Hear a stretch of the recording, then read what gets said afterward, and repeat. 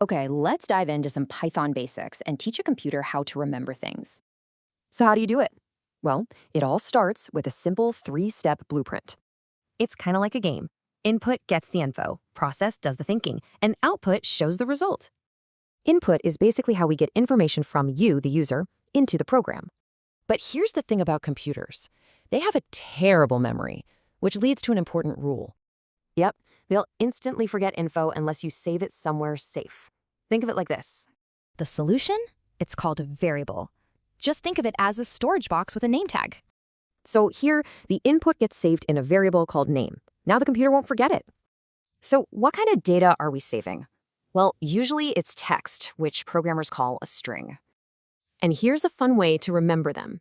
Just look for those quotation marks, they're cozy pajamas. See? If it has quotation marks around it, boom, it's a string. It's really that simple. And to show that string on screen, we just use the print command. Let's put it all together. Okay, step 1.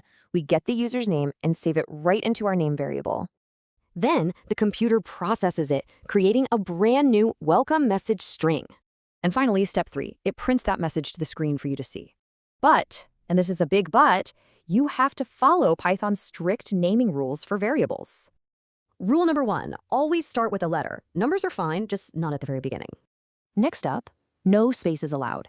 Instead, you'll see programmers use this underscore, which is called snake_case. Rule 3 is easy, no special symbols, so things like plus signs or ampersands are a no-go. And the last rule is a big one. Don't use Python's special command words, like print. All right, time for a quick quiz. Which one of these variable names do you think is valid? Average score is perfect.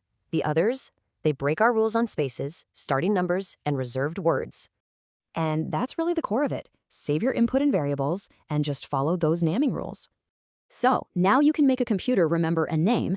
What else could you teach it to remember?